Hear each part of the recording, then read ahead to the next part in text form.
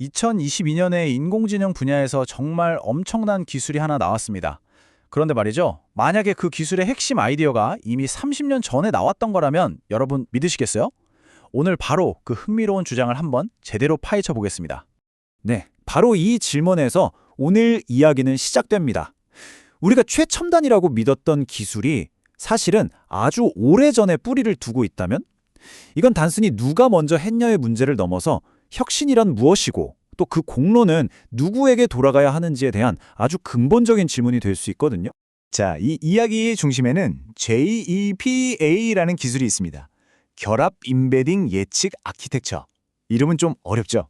아무튼 AI 분야의 살아있는 전설 얀 르쿤이 AI의 미래를 열어줄 정말 중요한 기술이라고 발표한 겁니다. 그런데 여기서 완전 다른 이야기가 나옵니다. 또 다른 AI의 거장이죠. 위르겐 슈미트보 측의 한 소스에서 이런 주장을 하는 거예요. 그거 핵심 아이디어는 우리가 30년도 더 전에 이미 발표했던 건데? 이건 그냥 작은 논쟁이 아니라 우리가 알고 있던 AI의 역사를 뒤흔들 수도 있는 그런 주장인 거죠. 여기 타임라인을 한번 보세요. 1992년에 PMX, 그리고 2022년에 제이파, 무려 30년이라는 시간이 흘렀습니다. 도대체 어떻게 된 일일까요? 지금부터 그 안을 한번 깊숙이 들여다보겠습니다. 우선 얀 르쿤이 그리는 미래가 어떤 건지부터 좀 살펴볼게요. 그는 JPA가 단순히 똑똑한 AI를 넘어 진짜 인간처럼 세상을 이해하는 월드 모델을 만드는데 꼭 필요한 핵심 열쇠라고 말합니다. 자, 르쿤의 주장을 좀 더 자세히 뜯어보면요. 기본적으로 이겁니다. 첫째, 지금 우리가 쓰는 챗GPT 같은 대규모 언어 모델만으로는 진짜 지능, 즉 AGI에 도달할 수 없다. 둘째, 그래서 AI가 스스로 세상을 이해하고 예측하는 월드 모델이라는 게 반드시 필요하다. 그리고 셋째, 바로 그 월드 모델을 만드는 가장 효과적인 방법이 JPA다. 이런 흐름인 거죠. 자, 그럼 이제 시간을 30년 전으로 한번 거슬러 올라가 보죠. 소스가 JPA의 원조라고 지목한 1992년의 PMX 시스템. 이건 도대체 뭐였을까요? PMX 예측 가능성 최대화라는 이름인데요. 쉽게 말해서 두 개의 인공지능이 서로 협력하면서 배우는 방식이에요. 각자 어떤 정보를 보고 자신만의 핵심 요약본, 그러니까 잠재 표현이라는 걸 만들어요. 그리고는 상대방이 만든 요약본을 예측하도록 서로 훈련시키는 거죠. 작동 방식이 이렇습니다. A 네트워크가 뭔가를 보고 정보를 요약하면 B 네트워크는 다른 관련 정보를 보고 A는 이걸 이렇게 요약했겠구나 하고 예측하는 거예요. 이 과정을 계속 반복하다 보면 두 네트워크 모두 정보의 겉모습이 아니라 그 속에 숨어있는 본질, 그러니까 추상적인 규칙 같은 걸 배우게 되는 거죠. 근데 여기서 제일 어려운 기술적 문제가 바로 분괴를 막는 거였어요. 이 분괴라는 건 네트워크들이 그냥 편한 길만 찾으려고 하는 일종의 태업 같은 겁니다. 맨날 똑같고 의미 없는 아주 단순한 답만 내놓는 거죠. 이걸 막는 게 핵심 기술이었던 겁니다. 자, 이제 정말 하이라이트입니다. 소스가 제기하는 주장의 핵심, 바로 이 두 아키텍처를 한번 나란히 놓고 직접 비교해보자는 거죠.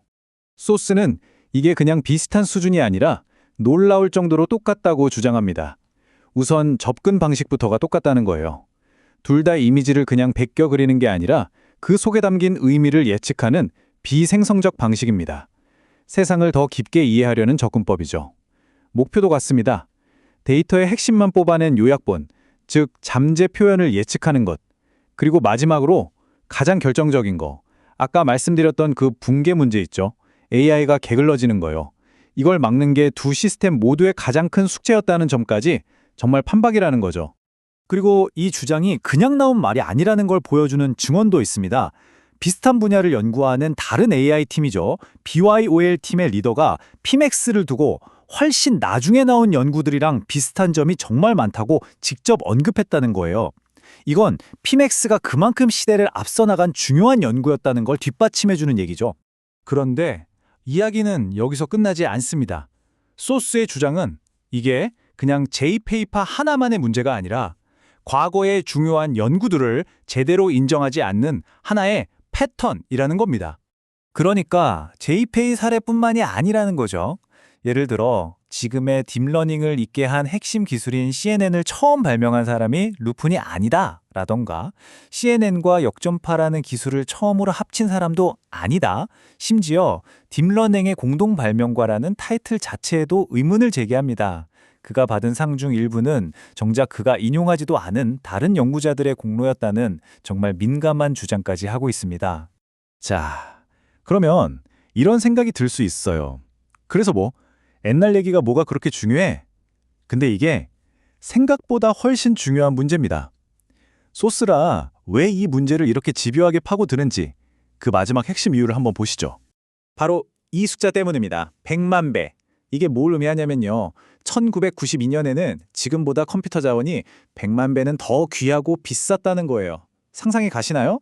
지금 우리 손에 들린 스마트폰보다도 훨씬 성능이 떨어지는 그런 컴퓨터로 이런 미래적인 아이디어를 실제로 구현해냈다는 것 자체가 그 초기 연구가 얼마나 대단했는지를 보여주는 거죠. 그래서 오늘 이야기의 핵심을 딱 한 문장으로 정리하자면 이겁니다. 2022년에 세상을 놀라게 한 AI 기술 GPTA의 근본적인 원리가 사실은 30년도 더 전에 발표된 피맥스라는 기술 안에 이미 고스란히 담겨 있었다. 이게 바로 소스가 던지는 주장인 거죠. 이 모든 이야기는 결국 우리에게 이런 질문을 던집니다. 미래를 향한 이 눈부신 경쟁 속에서 과거의 아이디어와 그걸 처음 생각해낸 선구자들의 공로는 과연 어떻게 기억되어야 할까요? 그리고 더 나아가서 혁신의 역사는 대체 누가 쓰는 걸까요?